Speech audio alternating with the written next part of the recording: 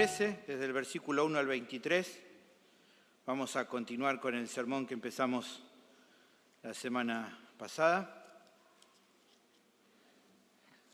Y que, como noticia le puedo dar, vamos a continuar la semana que viene también. Vamos a tener una tercera parte. Hay mucho para ver.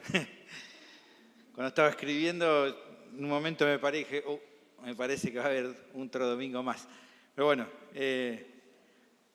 preferimos ir despacio e ir viendo todas las verdades que aquí están en este texto. Es mucho versículo, pero creo que es precioso poder meditar y aprender lo que aquí estamos viendo. Así que bueno, vamos a leer igual el pasaje completo para tener referencia de toda la unidad de pensamiento. Así que lea conmigo Evangelio según Mateo, capítulo 13, desde el versículo 1 hasta el 23. Leemos y luego vamos a orar.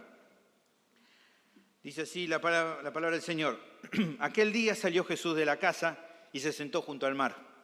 Y se le juntó mucha gente, y entrando él en la barca, se sentó. Y toda la gente estaba en la playa. Y les habló muchas cosas por parábolas, diciendo, he aquí, el sembrador salió a sembrar. Y mientras sembraba, parte de la semilla cayó junto al camino. Y vinieron las aves y la comieron. Parte cayó en pedregales, donde no había mucha tierra. Y brotó pronto, porque no tenía profundidad de tierra. Pero salió el sol y se quemó, y porque no tenía raíz, se secó. Y parte cayó entre espinos, y los espinos crecieron y la ahogaron. Pero parte cayó en buena tierra, y dio fruto, cuál a 100, cuál a 60, y cuál a 30 por uno. El que tiene oídos para oír, oiga. Entonces, acercándose los discípulos, le dijeron, ¿por qué les hablas por parábolas? Él respondiendo les dijo, porque a vosotros os es dado saber los misterios del reino de los cielos, mas a ellos no les es dado. Porque cualquiera que tiene, se le dará y tendrá más. Pero al que no tiene, aún lo que tiene le será quitado.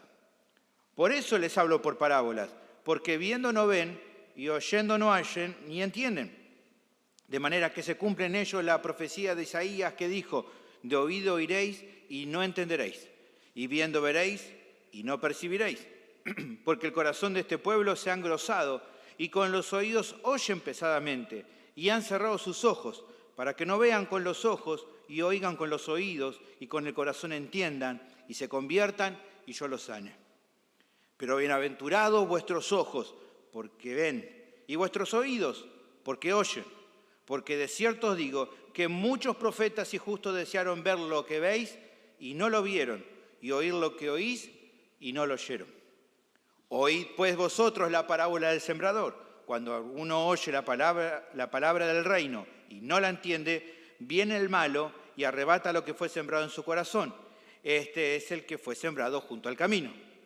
Y el que fue sembrado en pedregales, este es el que oye la palabra y al momento la recibe con gozo, pero no tiene raíz en sí, sino que es de corta duración, pues al venir la aflicción o la persecución por causa de la palabra, luego tropieza. El que fue sembrado entre espinos, este es el que oye la palabra, pero el afán de este siglo y el engaño de las riquezas ahogan la palabra y se hace infructuosa. Mas el que fue sembrado en buena tierra, este es el que oye y entiende la palabra y da fruto y produce a 100, a 60 y a 30 por uno. Oremos. Bendito Señor, te agradecemos por toda esta preciosa reunión que estamos disfrutando. Gracias por todo lo que estás hablando en nuestras vidas. Ruego ahora que nos des entendimiento para entender este pasaje, las verdades que vamos a ver y sus implicaciones, para que al entender podamos creer en ellas y ponerlas en práctica en nuestra vida para el crecimiento de nuestras almas, de todo nuestro ser. Pido que me ayudes, me des entendimiento para expresar estas verdades en Cristo Jesús. Amén. El título del sermón es Diferentes respuestas a la palabra de Dios, como les dije, segunda parte. Esta semana leí una historia interesante. Se cuenta, hace unos años atrás, de un granjero que en su hogar, un cristiano este granjero, había colgado un hermoso cuadro que citaba el famoso pasaje del libro de Josué. Quizá alguno de ustedes lo haya puesto también en su casa. Ese famoso cita que dice, mi casa y yo serviremos al Señor. También mi casa y yo serviremos a Jehová, es otra, también es el mismo pasaje, simplemente diferentes traducciones. Pero algunos lo tienen, bueno, este granjero lo había puesto ahí en su casa. El hombre habitualmente se ocupaba de separar un buen tiempo de calidad para el discipulado familiar y tratar de involucrar incluso a su esposa, a sus hijos, con eso y con la iglesia local. Iglesia local a la que este hombre asistía con regularidad y compromiso. Era un hombre muy devoto de Dios. Bueno, resulta que con los años empezó a experimentar una situación que lo tenía preocupado. Uno de sus hijos, tenía varios, ya un poco crecido, no mostraba ningún interés por las cosas de Dios. A regañadientes este muchacho participaba del discipulado familiar y a la hora de prepararse para ir al culto, para asistir, les ponía 1001 excusas cada domingo a los padres. Su padre fue muy amoroso y fiel en tratar de persuadirlo de la importancia de Cristo y del Evangelio para su vida. Pero no había manera de hacerlo cambiar de opinión a este joven. Con el tiempo, este granjero, este cristiano fiel, se sintió afectado por lo que decía en ese cuadro precioso que había colocado y lo que estaba pasando realmente en su casa. Él miraba que decía, mi casa y yo serviremos a Jehová, y no veía que pasaba completamente eso. Así que después de mucho orar y de mucha contrición, todo eso le llevó a tomar una decisión. Así es esta historia. No quitó el cuadro de la pared en la que estaba colgado, pero sí le pegó un pedacito de papel en un extremo, ¿no? ¿Se acuerda usted que decía, no? El cartel, mi casa y yo serviremos al Señor, y puso un pedacito de papel a excepción de Pedro, que era el nombre del hijo, ¿no? Entonces ahí estaba siempre el cartelito, ¿no? A excepción de Pedro. Con el tiempo, ¿no? Pedro habrá visto muchas veces ese cartel, generó una profunda contrición en la vida de este jovencito, que justamente fue lo que lo llevó a rendirse a Cristo de todo corazón, el ver eso que su papá había pegado. Y se volvió al Señor, y se arrepintió y conoció al Señor, la historia lo comenta. En un diario salió hace muchos años. Cuenta también la historia finalmente que el padre, feliz luego de un tiempo de ver el cambio en la vida de su hijo, pudo sacar el pedacito de papel del cuadro.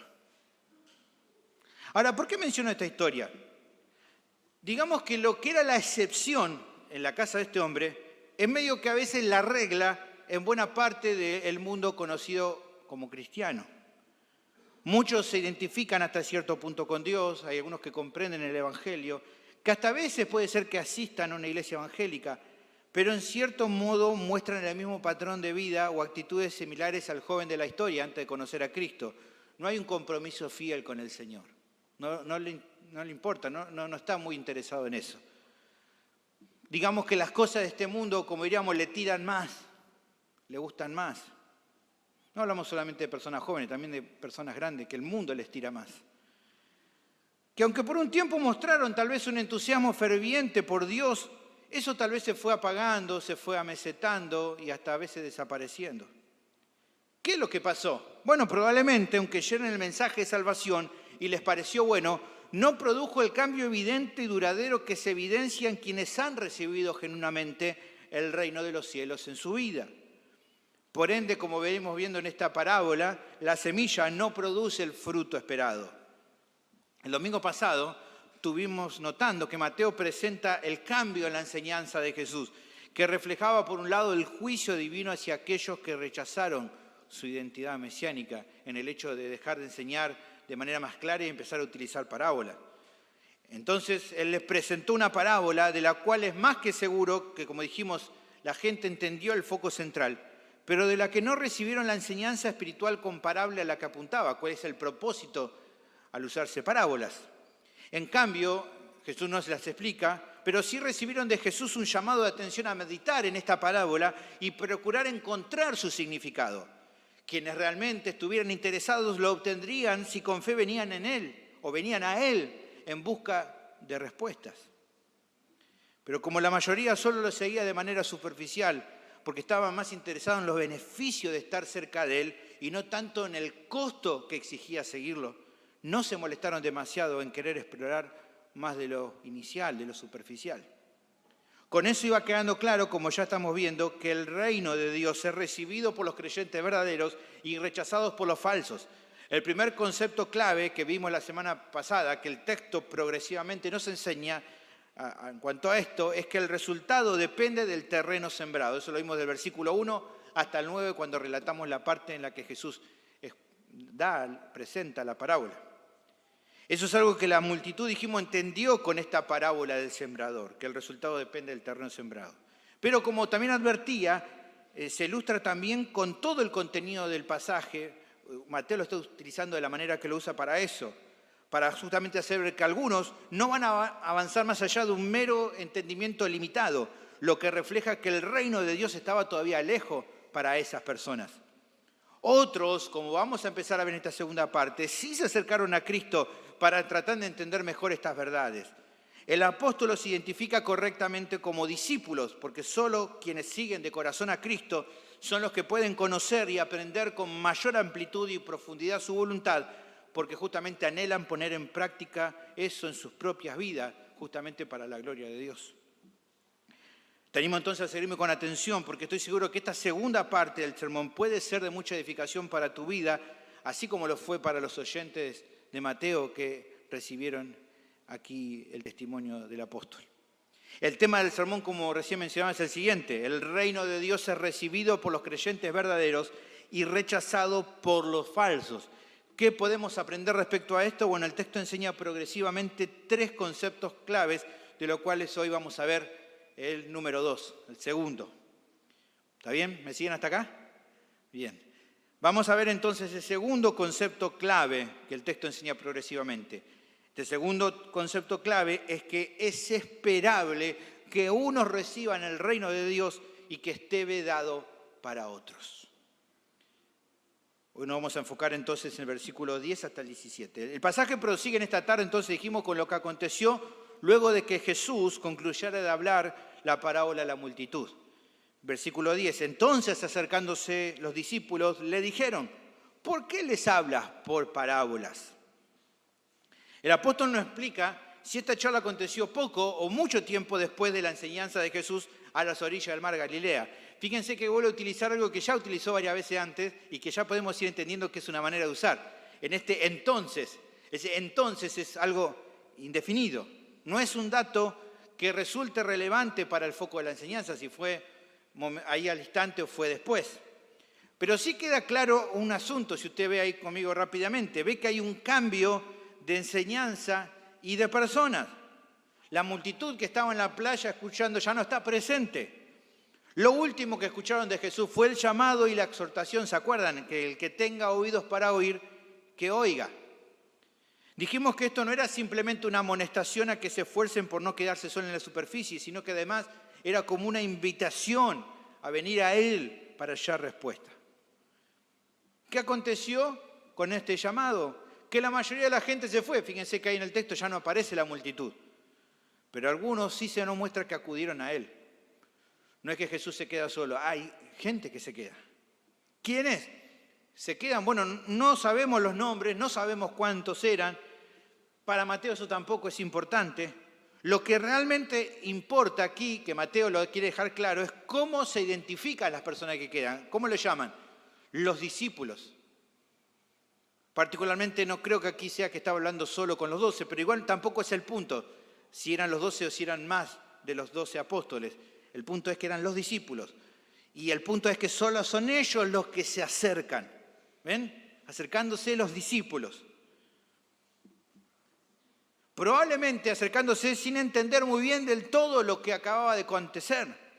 Y en estas dudas es que entonces, antes de querer conocer la verdad espiritual detrás de la parábola, le preguntan al Señor las razones del cambio de metodología educativa. ¿Por qué les hablas por parábolas? ¿Por qué hablaste con parábolas? Ahora, considero que no es un reproche de los discípulos hacia Jesús, sino una confusión genuina de quienes no entendían todavía lo que estaba pasando y cómo es que el plan de Dios se estaba desarrollando.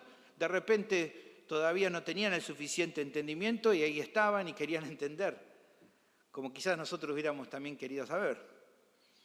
Es como que no les cabían las mentes y por eso le preguntaron lo que leímos, que podríamos decirlo del siguiente modo. Jesús, ante cada ocasión, lo que hacías era predicar la verdad con claridad y todos podían captar bastante bien tus enseñanzas. Pero ahora es más que seguro que muchos se habrán marchado confundidos.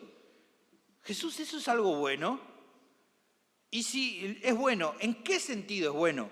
Explícanos, Rabí, por favor, ¿por qué este cambio?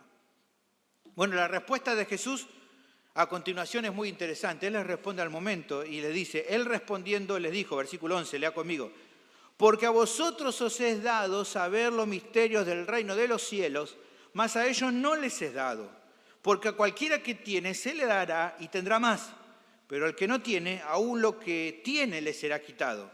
Por eso les hablo por parábolas, porque viendo no ven y oyendo no oyen ni entienden. Vayamos por partes, por favor, para comprender las palabras aquí de Cristo.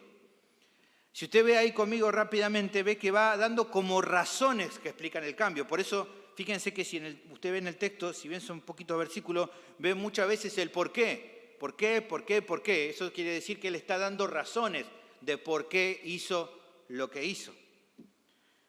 La primera razón que brinda, dice, es porque a ustedes les he dado, o también se le podría traducir, a ustedes se les ha concedido el conocer los misterios del reino de los cielos, mientras que a ellos no. ¿A quién se refiere aquí Jesús cuando dice ustedes? Bueno, como acaba de mencionar recién el texto, a los discípulos. Es a ellos que se les concede saber cuál es el tema central detrás del uso de las parábolas. Ahí está bien claro cuál es el tema principal, cuál es los misterios del reino de los cielos. Jesús mismo lo aclara. El término misterio usado en el original es la palabra en griego mysterion, es la idea de algo que estaba casi completamente vedado del conocimiento de las personas, pero que a partir de un momento se pudo comprender con gran claridad. En este caso en particular se trata de una revelación más completa respecto a una verdad teológica, que fue lo que aconteció con varias doctrinas enseñadas en el Nuevo Testamento. O sea, sobre la revelación, sobre la información, por así dada, porque usted lo entienda, en el Antiguo Testamento, el Nuevo Testamento va dando nueva información, nueva revelación que la gente empezó a comprender. Fíjese que, por ejemplo, Pablo usa la misma palabra allí en Colosenses 1, 26 y 27 para hablar acerca de esta nueva revelación que él como apóstol estaba trayendo de parte de Dios. Dice, el misterio que había estado oculto desde los siglos y edades, pero que ahora ha sido manifestado a sus santos, a quienes Dios quiso dar a conocer las riquezas de la gloria de este misterio entre los gentiles, que es Cristo en vosotros, la esperanza de gloria. Uno de los misterios que se va aclarando en el Nuevo Testamento es el hecho de que ahora los gentiles son parte muy importante dentro del nuevo pacto. Pero bueno, es simplemente un comentario. Ahora, en particular, aquí dice que se habla de un misterio. ¿Cuál es ese misterio que se menciona en nuestro texto? Volvemos ahí. Es el misterio, dice, del reino de los cielos. Ya dijimos que el reino de los cielos es lo mismo que decir el reino de Dios, es lo mismo. Ahora, esto no es un tema plenamente novedoso, bíblicamente hablando. El Antiguo Testamento hablaba un poco acerca de eso, pero de manera muy limitada acerca del reino de Dios, del reino de los cielos. Había cuestiones específicas centrales que no eran del todo claras, y por eso mismo es que a la luz de cómo marchaban los acontecimientos hasta el momento con Jesús ahí, se generaban dudas e interrogantes. Algo que se podía notar incluso, estas dudas, no solo en gente incrédula, sino también en gente creyente y temerosa de Dios. ¿Se acuerdan, por ejemplo, hablamos la vez pasada, que esto fue algo que le llamó, por ejemplo, la atención, ¿no?, a un siervo fiel como Juan el Bautista? Él había anticipado la aparición del rey. Ese rey ya estaba ahí presente en el mundo y dando señales inequívocas de su identidad mesiánica, tal como los profetas del Antiguo Testamento lo habían anticipado. Juan había llamado a la gente a preparar sus vidas y sus corazones para recibir al Mesías. ¿Se acuerdan? Allí Mateo capítulo 3, versículo 2, diciendo Juan, ¿qué decía? Arrepentíos porque el reino de los cielos se ha acercado. Pues este es aquel de quien habló el profeta Isaías, ¿no?, cuando dijo, vos que clama en el desierto, preparad el camino del Señor, enderezad sus sendas. Ahora, ¿por qué la gente tenía que preparar sus vidas, sus corazones? Bueno, porque este rey prometido haría una obra extraordinaria que también Juan adelantó. ¿Qué cosa? Que este rey los bautizaría con el Espíritu Santo, es una obra espiritual sin precedentes, pero también con fuego, señal de juicio para aquellos que rechazaran al Mesías. Pero había cuestiones también acerca de este asunto que Juan anunció, que no entendía, de las que los profetas también habían hablado y que no cerraban del todo con lo que hasta ahí estaba pasando. Situémonos en el momento ahí de la historia, de lo que está pasando ahí. Con el advenimiento del Mesías se esperaba también el establecimiento de un nuevo pacto que apuntaba por un lado a un cambio del corazón y al derramamiento del Espíritu Santo en la nación de Israel. Y no solamente también se esperaba eso, se esperaba también el juicio a las naciones en el mundo donde justamente la justicia se manifieste de forma plena por medio del reinado eterno del Mesías. Cosas que el Bautista predicó. Pero en ese preciso instante, cuando está aconteciendo la acción, no se veía nada de eso. El rey había venido, pero aparentemente sin establecer su reino en la tierra. Todavía no se lo veía reinando con vara de hierro. La nación, Israel, no se estaba volviendo mayoritariamente a Dios. Todo lo contrario. El Mesías no estaba imponiendo su autoridad monárquica ni en Israel, ni mucho menos en la tierra, donde el yugo romano se seguía sintiendo igual que siempre. Incluso hasta ahí, si nos ponemos a pensar, el ministerio mesiánico no parecía estar muy enfocado en Jerusalén, donde supuestamente iba a acontecer todo, sino donde está pasando todo. En Galilea de los gentiles, en otra zona que nada que ver, con un montón de gente mestiza, no sumamente o puramente religiosa como la gente que estaba en Judea. Ahora, ¿qué pasó? La pregunta que estarían haciendo todos. ¿Qué misterio hay detrás de todo esto? ¿Por qué las cosas no acontecen como parecía tenían que acontecer? Bueno, eso es lo que irá justamente Jesús en parte descubriendo a través de estas parábolas, así como también por el resto del testimonio de Mateo en este libro. Todo el libro es un testimonio para entender justamente toda esta realidad, que no la voy a explicar justamente ahora, ¿no? Tendríamos, sino como hacer vigilia, pero no vamos a hacer vigilia hoy porque mañana muchos tienen que ir a trabajar. Así que no vamos a ver todo eso, pero más allá de todos estos interrogantes, lo primero que sí tiene que aclararle, o que primero hay que entender, es que justamente Jesús está diciendo acá que el esclarecimiento de estas verdades no le va a ser concedido a toda la gente en general, sino a aquellos que se acercaron a Cristo, que son identificados como sus discípulos. Los que al escuchar el llamado de Jesús, por fe vienen a Él en sumisión y humildad. A ellos sí se les va a aclarecer, al resto no va a ser así. Al resto no. Pero a su vez el texto deja en claro otro asunto. Vienen por fe, pero si reciben algo no es porque se lo merezcan, sino porque dice aquí el texto, se les ha concedido entender. A ustedes se les ha dado, se les ha concedido. La responsabilidad del ser humano no quebranta la elección soberana de Dios. Los que comprenden los misterios del reino de los cielos es en definitiva porque Cristo se los quiere revelar. ¿Se acuerdan? Ya lo hemos visto un par de capítulos antes. En Mateo capítulo 11, versículo 27, Jesús aclara sobre esto y dice: todas las cosas me fueron entregadas por mi Padre, y nadie conoce al Hijo sino el Padre, y nadie, ni al Padre conoce a alguno sino el Hijo, y aquel a quien el Hijo lo quiera revelar. O sea que la realidad es que si no fuera por su gracia y su soberanía, todos seguiríamos igual en tinieblas. Es la voluntad de Dios, es Él tomando la iniciativa que hace que nosotros, que los discípulos puedan entender, porque se los concedió. La siguiente razón que Jesús presenta suena un poco extraña. Lea conmigo, fíjese, es extraño. Dice, porque a cualquiera que tiene se le dará y tendrá más, pero al que no tiene, aún lo que tiene, le será quitado. La primera parte más o menos se entiende, pero la segunda, ¿cómo es? ¿Tiene o no tiene? Es medio raro. ¿Qué significa esto? Bueno, pensemos un instante. Aquí hay una verdad que Jesús está queriendo decir, un concepto espiritual, más que algo que uno puede leer así literalmente. El texto nos muestra una distinción entre las personas. Por un lado, dice, los que se acercan a Jesús para entender la verdad. ¿Está bien? Los discípulos. Y por otro lado, el resto de la gente que estaba con la multitud, incluidos los escribas y fariseos, que solo escucharon la palabra y no entendieron la verdad espiritual detrás de ella. Claramente, Mateo viene mostrando que hay dos grupos de personas, ¿no? Los que vinieron a ver, los que solo escucharon y se fueron. ¿Cuál es la diferencia entre el primer grupo y el segundo? Como recién mencionaba, básicamente que los primeros creyeron en Cristo y los segundos no. Esa fe fue la que llevó a los primeros a venir a Él. Cada una entonces de esas personas que vienen a Él, esos discípulos, es a lo que Jesús está identificando acá como aquel que tiene. Aquel que tiene sería cada discípulo. ¿Qué pasará con ese individuo? Bueno, el Señor dice que a ese que tiene se le dará más y tendrá más.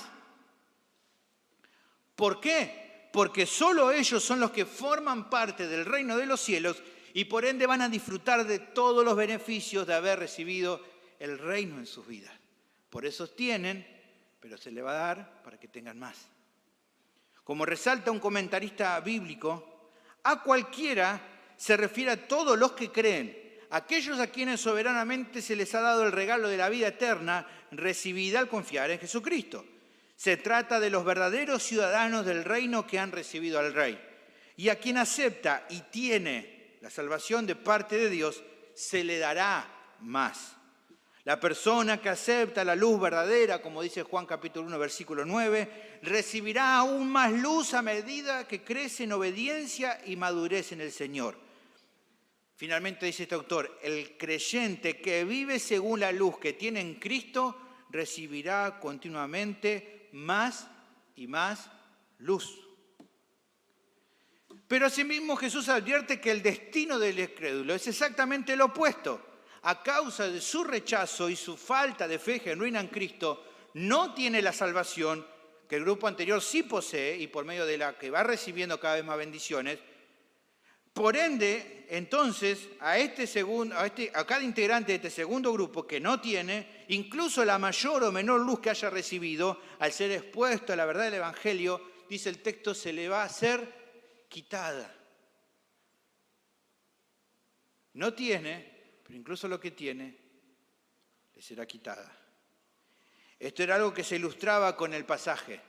Mucha gente había escuchado la parábola, pero fruto de su incredulidad no se acercaron, tal como sí lo hicieron los discípulos, para que sus dudas sean respondidas. Demostraron que no eran parte del reino de Dios, aunque ellos pensaran que sí. Y por lo tanto, incluso lo que tenían, estos atisbos de verdad que habían recibido, les fue quitado al no venir a Cristo con fe. Es a causa de esas razones que Jesús declara el motivo por el cual entonces se valió de parábolas para enseñar. Así dice el texto a continuación. Por eso les hablé en parábolas, porque viendo no ven y oyendo no oyen ni entienden. Hermanos, triste realidad la que Cristo declaró. Estas personas viendo no veían. Me hace acordar la lectura de recién, ¿se acuerdan? La del ciego que vio. ¿Está bien? Que no veía y de repente no sabe cómo, pero empezó a ver. Mientras que la gente que veía, no veía.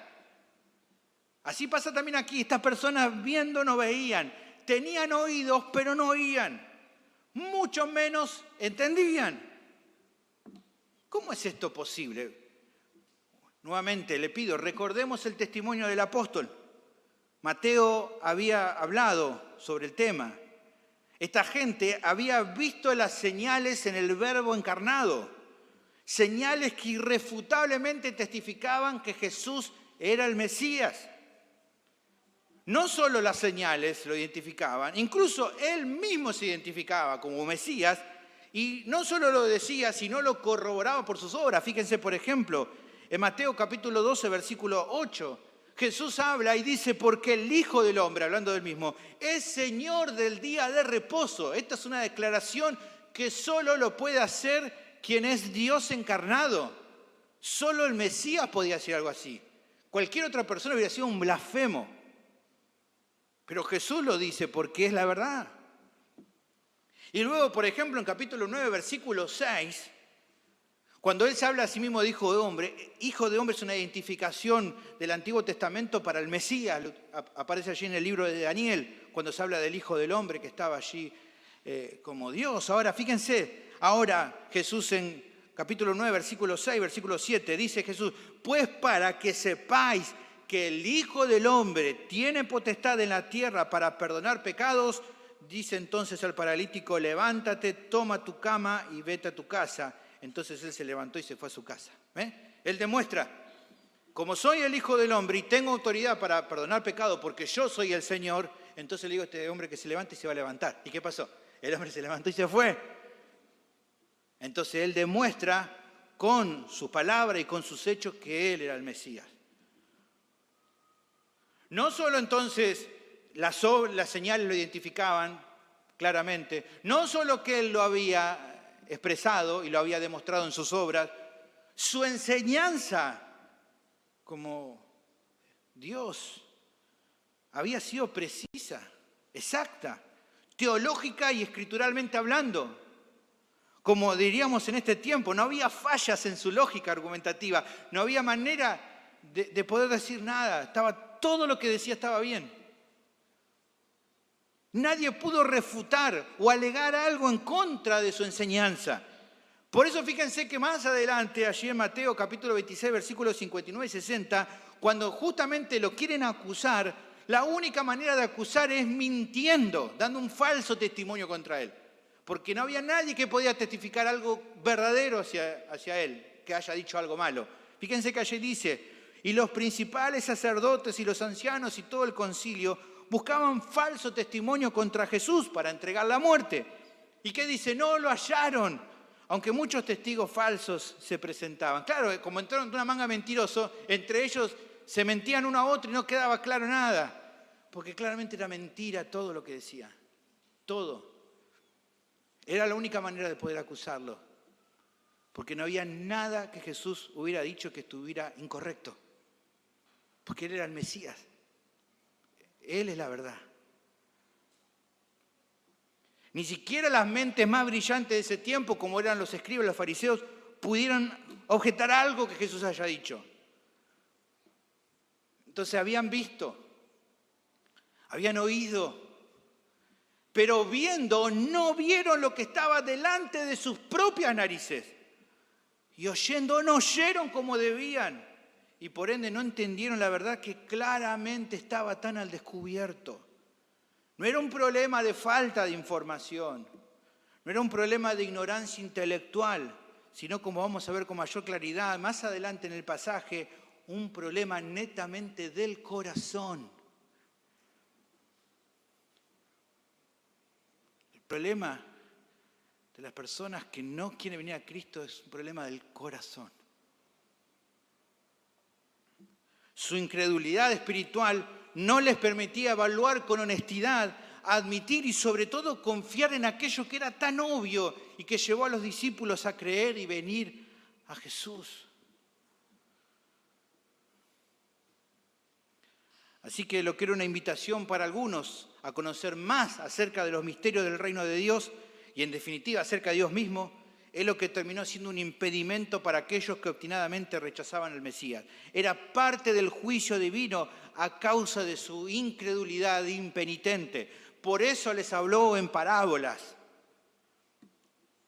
Pero hay un asunto también que Jesús señala a continuación, versículo 14. De manera que se cumple en ello la profecía de Isaías, que dijo, de oído oiréis y no entenderéis. Y viendo veréis y no percibiréis, porque el corazón de este pueblo se ha engrosado y con los oídos oyen pesadamente y han cerrado sus ojos para que no vean con los ojos y oigan con los oídos y con el corazón entiendan y se conviertan y yo los sane.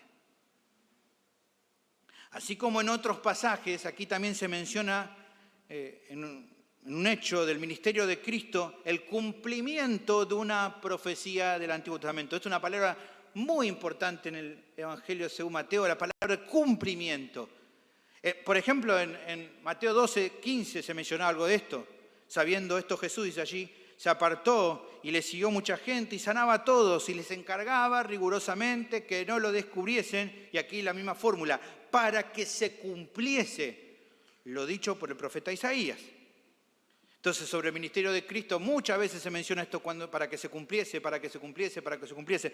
Pero en este caso, esto de cumplimiento no está tan enfocado en Cristo mismo, sino en la actitud de las personas que lo rechazaron.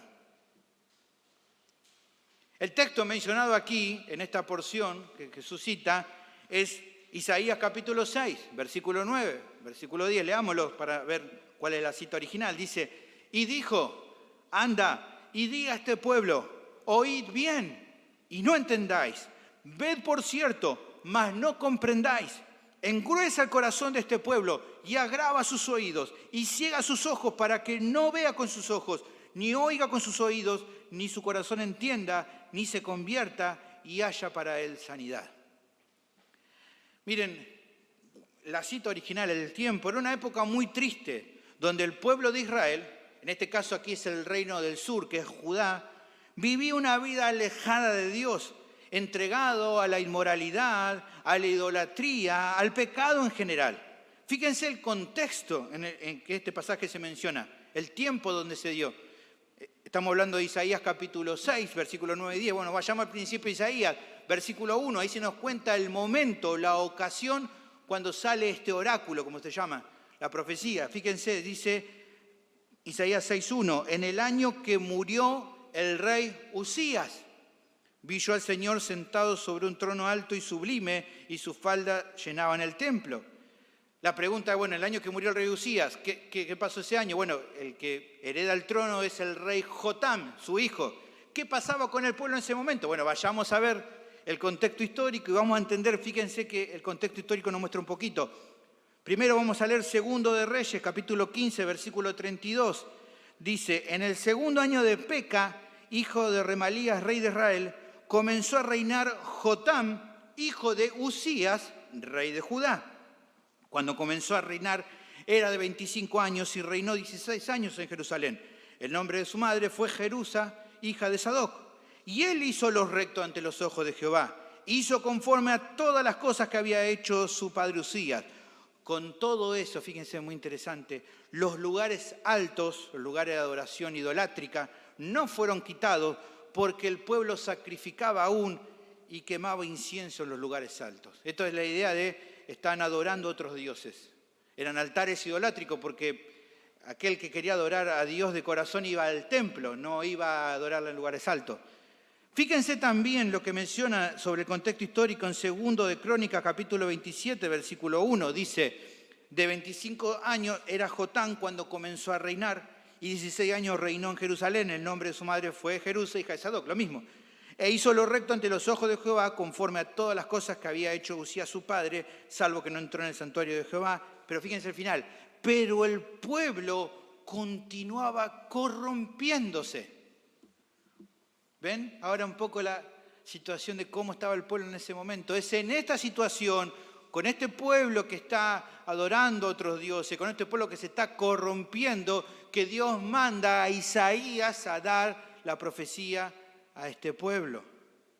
La ocasión del oráculo mencionado entonces fue una serie de amonestaciones fuertes hacia este pueblo infiel. El profeta era encomendado a hablarle, aunque ellos no lo iban a escuchar, y por ende Dios no iba a obrar sanidad espiritual a sus almas, como menciona el texto. Ya los venía confrontando con su pecado, allí en el capítulo 5, hablando de avaricia, de borracheras, iniquidad, entre muchos otros pecados.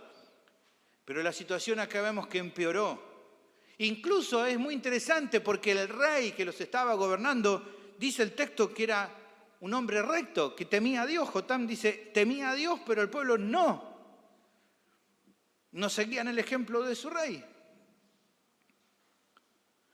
Por ende, el juicio de Dios había venido a ellos debido a esta obstinación de volverse a Dios, a pesar de las tantas llamadas de atención de los profetas. Por eso al final de este capítulo 6, versículo 11, Dios dice, ¿cuál es el castigo? Dice, y yo le dije, ¿hasta cuándo, Señor? Le pregunta Isaías.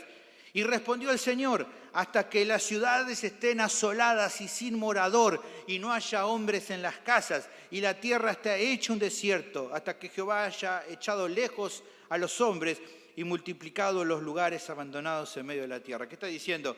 Esto va a acontecer hasta que no quede nada. Los voy a raer de la tierra que les di. Ahora, el texto, volvemos a otro texto, el texto citado aquí por Jesús, marca entonces una situación análoga en el tiempo del ministerio de Cristo. La gente tampoco se arrepentía de verdad, incluso aunque se le diera señales inconfundibles de que el mensaje que oían proveía del cielo. Por ende, tal como vimos en la sección anterior, el tema no era ni el sembrador ni la semilla. Todo se trataba del terreno sembrado. Un comentarista bíblico explica con claridad acerca de la relación entre el texto de Isaías y la referencia que hace Mateo.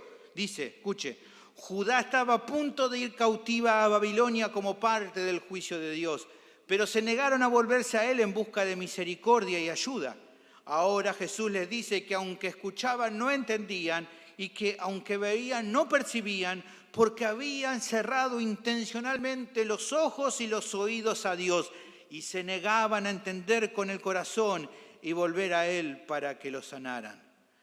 Puesto que decidieron hacer caso omiso a Dios y a su palabra, Dios los encerró judicialmente en su incredulidad para que temieran el juicio divino.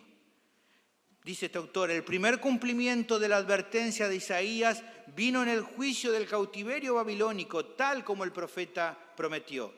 Jesús declaró que el segundo cumplimiento estaba a punto de llevarse a cabo cuando Israel volvió a darle la espalda al Señor y enfrentaba el juicio de siglos de tinieblas y desesperación. ¿Qué es lo que entonces va quedando en claro con todo esto? Que el uso de las parábolas por parte de Jesús era parte del plan divino de juzgar a la nación por su incredulidad al rechazar al Mesías, al ungido de Dios. Quienes no habían aceptado las preciosas enseñanzas tan claras dadas por Cristo, por ejemplo, en el Sermón del Monte, mucho menos podrían ahora comprender los conceptos más profundos contenidos en las parábolas, perdiendo entonces todo beneficio espiritual y privándose también, sobre todo, de la única verdad que podría encaminarlos a recibir el reino de los cielos en su vida. Tremendo. Tremendo el juicio que había venido sobre Israel. Ahora, esto dejaba la puerta abierta a una duda central. ¿Cómo es posible que algo así aconteciera? ¿Cómo puede ser que el pueblo de Israel tropezara y le aconteciera semejante tragedia? Bueno, esto era posible como estamos viendo. Alguien se podía identificar con la nación de Dios sin estar realmente bajo la autoridad de Dios.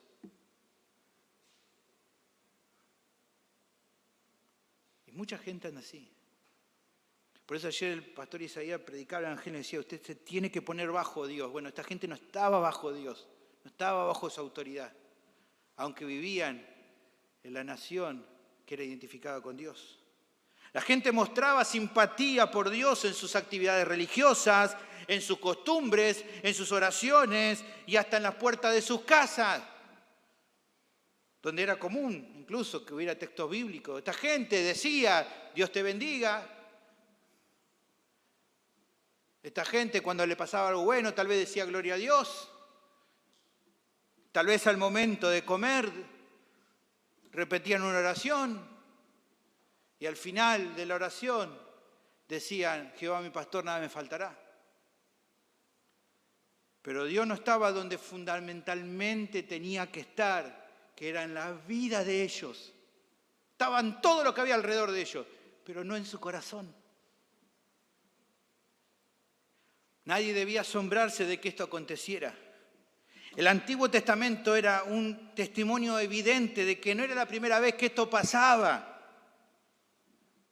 La primera generación del pueblo murió en el desierto sin entrar en la tierra prometida a causa de su rebelión. El autor de Hebreos dice a causa de su incredulidad. ¿Cómo es posible? Con todo lo que vieron en Egipto, con todo lo que vieron saliendo de Egipto, no creyeron y no heredaron la tierra. Bueno, sus hijos vieron todo lo que les pasó a los padres. Uno decía, bueno, aprendieron la lección de sus padres, de lo que les pasó a causa de su incredulidad. No, no aprendieron para nada. Miren cómo Dios les habla a esta segunda generación, es tremendo. Allí en Deuteronomio capítulo 5, versículo 29. Miren la expresión de Dios, dice, ¿quién diera que tuviesen tal corazón, que me temiesen y guardasen todos los días todo mi mandamiento para que a ellos y a sus hijos les fuese bien para siempre? Bueno, esa segunda generación también se desviaron luego de la conquista. Entraron a la tierra prometida, pero siguieron igual. Y si usted lee allí cómo sigue la historia, vea los jueces que se empiezan a aparecer. Dios empieza a mandar hombres, los jueces, para que los ayuden. porque a causa de su pecado Dios los juzgaba con alguna nación extranjera y entonces ellos se arrepentían, clamaban a Dios, Dios les mandaba un liberador, un juez, y luego que el juez lo liberaba, otra vez el pueblo se volvía al pecado. Luego vino la monarquía y siglos después Isaías profetizó y, como vimos, anunció el juicio de Dios a causa de su rebelión. Y ellos fueron deportados a Babilonia con el castigo consumado. 70 años luego volvieron a la tierra y uno diría, después de todo esto, Sergio, ¿aprendieron la lección? No. El pueblo seguía sumido en el pecado y en la incredulidad. A tal punto que aunque hubo ciertas reformas morales, ¿se acuerdan? El espíritu inmundo que se va y la casa queda ordenada. Bueno, ciertas reformas morales en el pueblo ya no eran idólatras como antes. Se estaban portando un poco mejor. Supuestamente había una expectativa en relación a la esperanza mesiánica. Bueno, pero cuando Él apareció, se vio que todo era un castillo de naipes. Todo siguió igual que antes. Israel lo rechazó de plano, con algunos, como vimos, como los fariseos y los escribas, poniéndose en contra y con otros viviendo en completa indiferencia. ¿Se acuerdan? Jesús, hablando allí en Mateo capítulo 11, versículo 20, dando los ayes sobre las ciudades que no se arrepentían. Dice, entonces Jesús comenzó a reconvenir a las ciudades en las cuales había hecho muchos de sus milagros. ¿Por qué? Porque no se habían arrepentido. La gente escuchó ahí en Capernaum, Betsaida, todas esas ciudades donde Jesús ministró y escucharon tanto. ¿Y luego qué pasó? Siguieron viviendo su vida, tranquilos, como si nada. Pero en todos demostrando una misma realidad. ¿Cuál? Que el reino de los cielos estaba muy lejos de ellos. La cita que Jesús brinda lo que hace dejar en claro que la incredulidad de la gente no debía sorprender a nadie. Era algo esperable. Porque así había sido en mucho tiempo. Pero el pasaje avanza con una declaración del Señor para los discípulos que es preciosa. Como que da un giro y es preciosa. Mire, versículo 16, lea conmigo.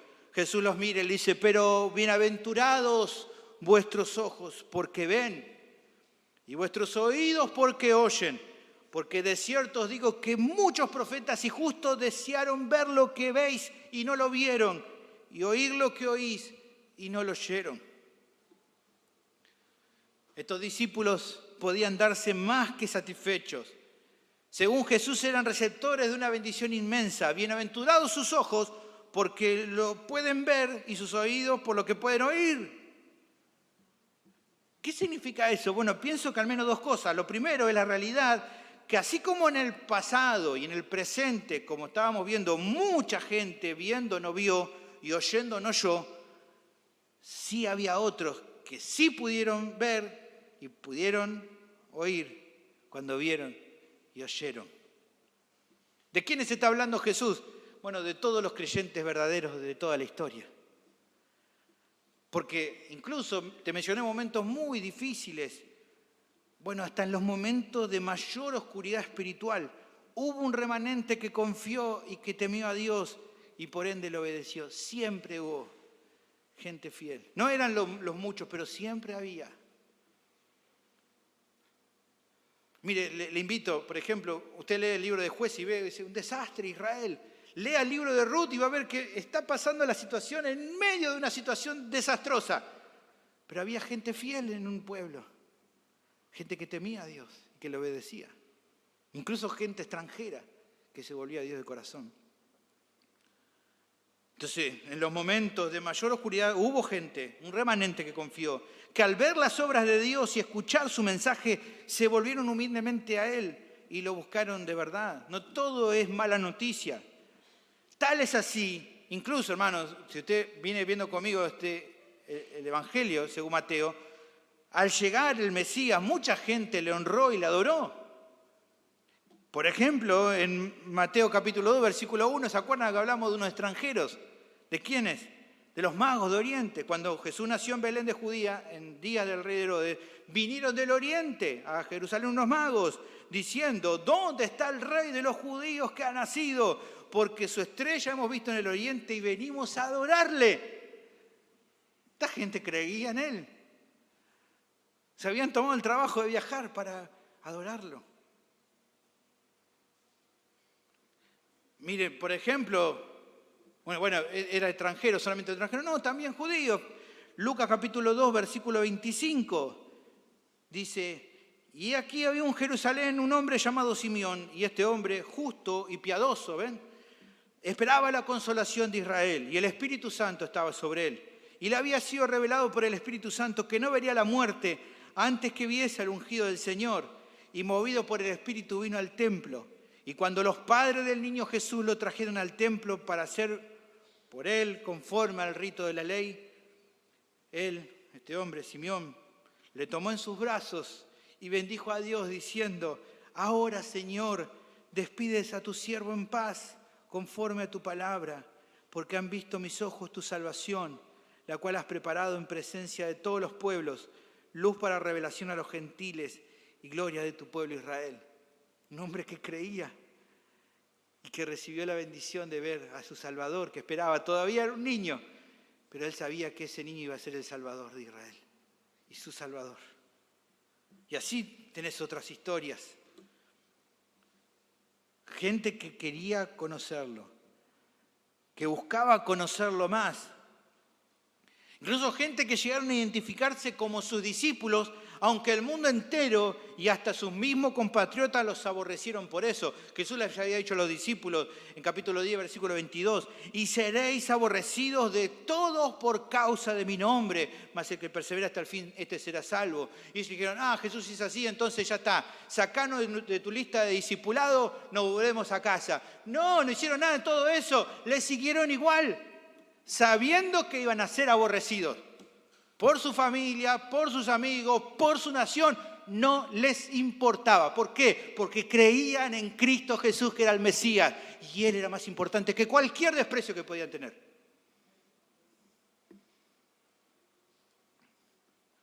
Lo segundo es la bendición especial que estos discípulos que estaban hablando con Jesús tuvieron en comparación con los fieles del Antiguo Testamento. Dice aquí el texto: ellos fueron más bienaventurados que los antiguos creyentes, porque hubo cosas que muchos profetas y justos desearon ver y no vieron, y desearon escuchar y no escucharon. ¿Qué significa eso? Que aunque en la revelación progresiva esos creyentes del Antiguo Testamento recibieron todas las verdades necesarias para creer en Dios y ser salvo y poder seguirle, de acuerdo al tiempo de su vida, no pudieron reconocer o saber acerca de detalles específicos del plan divino que los creyentes del Nuevo Testamento sí recibieron. Digamos que creyeron en el Mesías, pero no pudieron verlo con sus propios ojos. Esperaron a ese profeta en lugar de Moisés que les enseñara de verdad de Dios, como se había adelantado en Deuteronomio 18:15. Dijo ahí: profeta de medio de ti, de tus hermanos como yo, te levantará Jehová tu Dios, a él oiréis. Ellos lo esperaron, esos fieles, pero no estuvieron presentes para poder escucharlo. Anhelaron conocer al Hijo prometido de David, que sentado en el trono reinaría sobre las naciones, pero sus ojos se cerraron sin poder contemplarlo. Mucha gente que anhelaba conocer, ver, oír, y no pudieron. Y de repente, ahí estaban estas personas alrededor de Jesús, escuchándole, viéndole, entendiendo las cosas. Qué privilegio tan grande tienen los creyentes en esta dispensación de poder conocer con mayor claridad el testimonio acerca de Jesucristo, el Hijo de Dios. Lo que se anunció en el Antiguo Testamento se reveló en plenitud en el Nuevo Testamento.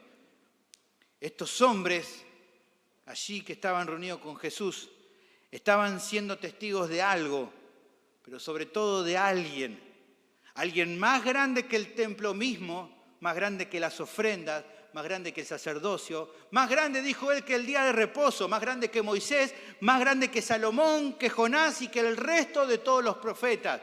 Más grande que el universo entero, porque el universo entero no lo podía contener. Alguien más grande estaba ahí entre medio de ellos. Y ellos lo pudieron ver. Bienaventurado es cada discípulo verdadero de Cristo por poder ver lo que otros quisieron pero no pudieron ver y poder oír lo que otros tanto anhelaron oír y no oyeron. Precioso. Habiendo analizado todo esto, nos queda considerar lo que Mateo quiere explicar a sus propios oyentes. Considero que los dos conceptos desarrollados apuntan a una misma verdad, que es que así como el Antiguo Testamento ya adelantaba que muchos rechazarían al Señor, también quedaba en claro en realidad de que otros iban a creer en Él. Ambas cuestiones eran igual de válidas e igual de notorias. Claramente iba a ser así. Daban lugar entonces a un concepto claro. El reino de Dios es recibido por los creyentes verdaderos y rechazado por los falsos. ¿Qué podemos aprender acerca de esto? El texto enseña progresivamente un segundo concepto clave. Es esperable entonces que unos reciban el reino de Dios y que otro esté vedado para otros. Así había sido anunciado como parte del plan de Dios y así como estamos viendo, se estaba cumpliendo. Ahora pensemos ahora en cómo está usando el apóstol esto en este pasaje como una analogía para darnos su enseñanza, que dijimos que es. Bueno, todavía no se ha aclarado la verdad espiritual detrás de la parábola, eso no va a quedar, dijimos, para la semana que viene. Pero sí se va entendiendo una cosa.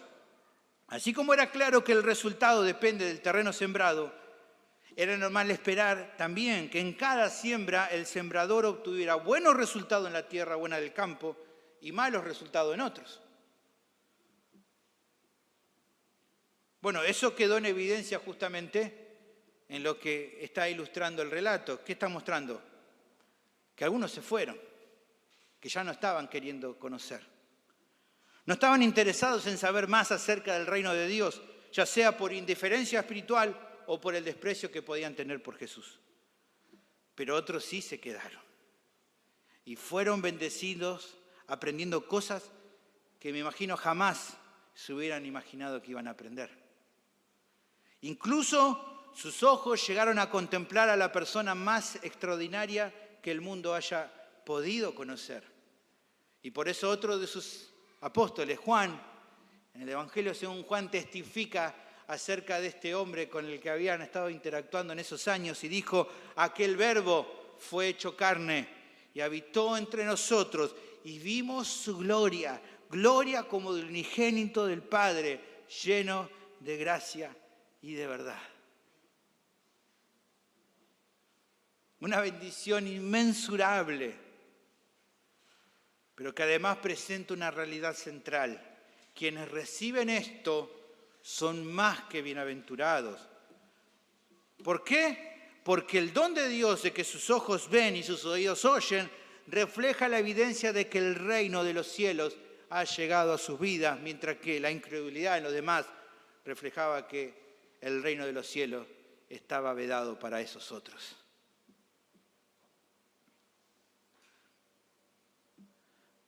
En definitiva, la pregunta es: ¿querés saber si alguien es un ciudadano de este reino?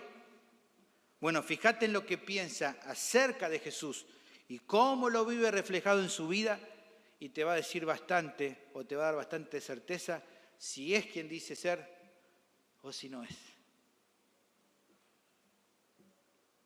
Hasta acá entonces vamos a avanzar por cuestiones de tiempo en esta tarde. El próximo domingo, revisaremos la parte final del pasaje, donde vamos a estudiar la explicación de Jesús respecto a esta parábola. Pero pienso que hay cuestiones para reflexionar respecto a todo lo visto hasta acá. Por un lado, el notar que lo que se viene mostrando en estas declaraciones de Jesús refleja una realidad distintiva hoy entre el pueblo judío. Sin dudas que así como ha mantenido su trasfondo identitario hasta la actualidad, la confusión religiosa también ha perseverado entre los judíos. Mire, es una cita extensa, pero me pareció muy interesante. Un erudito refleja esta situación. Dice lo siguiente: hasta el día de hoy no hay en el planeta gente más desorientada religiosamente hablando que los judíos. Fueron llamados a ser el pueblo de Dios y a recibir sus promesas, sus pactos, sus leyes y sus incalculables bendiciones. Incluso le fue enviado el Hijo unigénito de Dios como alguien de su propio pueblo para enseñarles, sanarlos, consolarlos, redimirlos y liberarlos, pero no le permitieron que reinara sobre ellos, como dice Lucas 19:14. Debido a que rechazaron la luz perfecta de Dios, se les apagó incluso la luz que tenían y todo en su religión perdió su verdadero significado. El templo fue destruido por los romanos en el año 70 después de Cristo, lo que acabó con el sacerdocio y los sacrificios.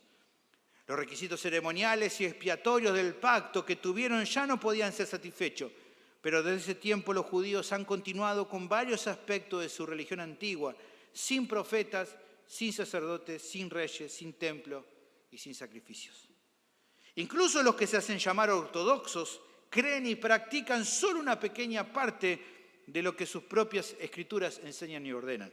Las ramas conservadoras o reformadas del judaísmo creen y practican aún menos. La mayoría de los judíos ni siquiera trata de comprender la mayor parte del Antiguo Testamento. Lo único que les quedó, dice este autor, es una tradición con cada vez menos trasfondo religioso. Todo esto refleja lo que Jesús afirmaba, hermanos. Quienes lo rechazan pueden mantener cierta religiosidad, pero se alejan cada vez más de la verdad que los puede salvar y por medio de la cual pueden recibir el reino de los cielos. Pero escuche también, fuera de ese ejemplo del pueblo judío, hay también un concepto que queda muy claro relacionado, que mantiene vigencia tanto para los oyentes de Mateo como para nosotros. Hermano, escuche, espiritualmente todos los seres humanos progresan o retroceden. O dicho de otro modo, nadie permanece estático en relación con Dios. Entre más tiempo alguien conozca a Cristo y le sea fiel, más fiel es el Señor justamente en revelarle su verdad y poder. Del mismo modo, mientras más alguien rechace el conocimiento que ha adquirido de Dios, sea mucho, sea poco, menos va a comprender las verdades eternas. Como resaltó el pastor John MacArthur en su comentario, el rechazo humano deliberado lleva a un rechazo judicial divino. Escuche, cuando un individuo le dice no a Dios, Dios les corresponde con otro no. Dios confirma a los hombres en su obstinación y los ata con sus propias cadenas de incredulidad. Por ende, todos deberíamos meditar en esto. Hay que tener un gran cuidado con la obstinación espiritual a las verdades bíblicas. Mucho cuidado con obstinarte, con decir no voy a ceder. También con el creer que uno es parte del reino de Dios, aunque esté viviendo sin un compromiso fiel con Jesús. Un montón de gente vive así. Que no están comprometidas con Cristo, pero que creen que están con Cristo.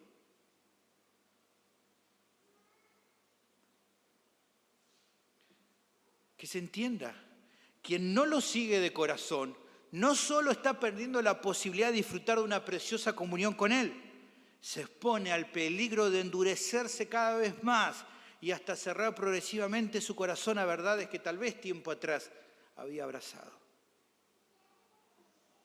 Pero también esta realidad de fortaleza espiritual para quienes cada día en humildad y con fe buscan acercarse a Dios para conocerlo más. Son bienaventurados porque sin ser merecedores de nada, por gracia divina, pueden ir progresando cotidianamente en aprender más acerca de su reino y así poder vivirlo en sus propias vidas como un anticipo de aquello que les espera plenamente cuando Cristo regrese a reinar. Esto no solo es una realidad preciosa para cada creyente verdadero, es un gran estímulo para procurar acercarnos más a Cristo. Porque los que vivieron, aquellos primeros discípulos de la historia, en un sentido, no es tan distinto a lo que actualmente podemos experimentar. Nos acercamos al Señor por fe, con nuestras dudas, queriendo entender más de su camino, y Él se nos da a conocer por medio de la obra del Espíritu Santo a través de aquellos que recibimos en su palabra. Somos bienaventurados, hermanos, también nosotros, porque hace muchos, muchos siglos otras personas fieles a Dios trataron de conocer lo que hoy nosotros podemos entender, pero a ellos no se les fue dado a conocer y a nosotros sí. A nosotros sí. A vos y a mí. Demos gracias al Señor por esto, hermano, y alabémosle cada día por poder conocer las cosas preciosas del reino de Dios y a su Rey. Finalmente quisiera hablarle a aquellos que todavía no están en Cristo, aquellos que todavía son reacios a humillarse delante de Dios, que tal vez se identifican con el cristianismo, que hasta cierto punto podrían explicar algo del Evangelio, pero sin que haya impactado ese mensaje de verdad en sus corazones. Tal vez a causa de todo lo que hasta acá ya sabés, en vez de estar más sensible a querer conocer su voluntad, en realidad tu corazón se está progresivamente poniendo más duro. Tal vez estás convencido que si te arrepentís Dios te va a perdonar, porque sabés que Él es un Dios perdonador, pero estás pensando que eso puede esperar para más adelante. Bueno, yo creo que el concepto en esta tarde te tiene que quedar claro. Nadie debería posponer el venir a Cristo, porque cuanto más lo rechaces, más tu corazón se endurece. Es cierto que Él perdona al que se arrepiente, pero no hay certeza que el día de mañana te quieras arrepentir. Tal vez tu corazón se haya alejado tanto que ya no lo consideres como algo central. Por eso, querido oyente, el tiempo indicado para venir a Cristo es hoy, hoy mismo, esta misma tarde, sin demora.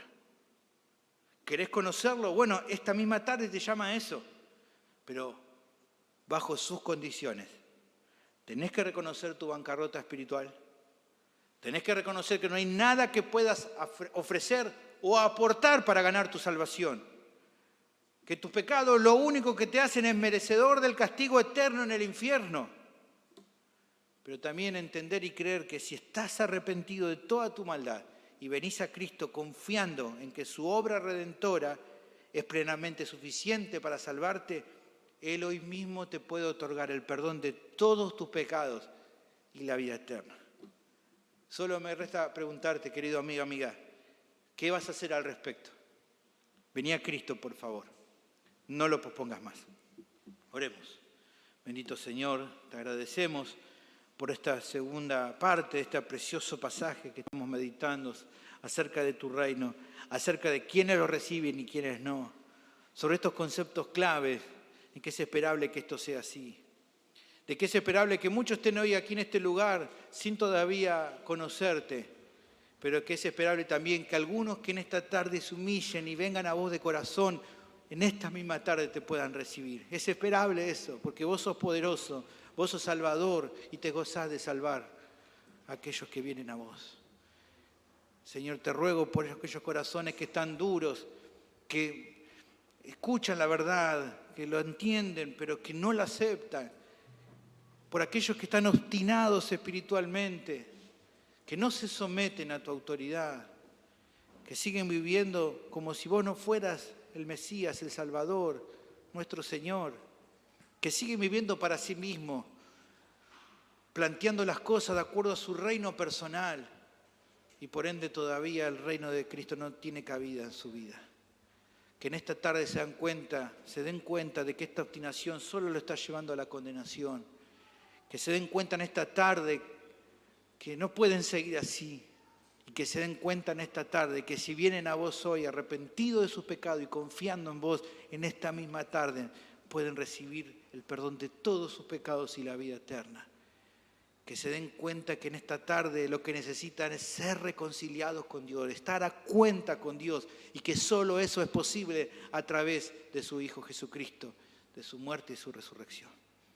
Te doy gracias por este tiempo y bendecí este tiempo final de alabanzas. En Cristo Jesús te lo pido. Amén. Pongámonos de pie, hermanos.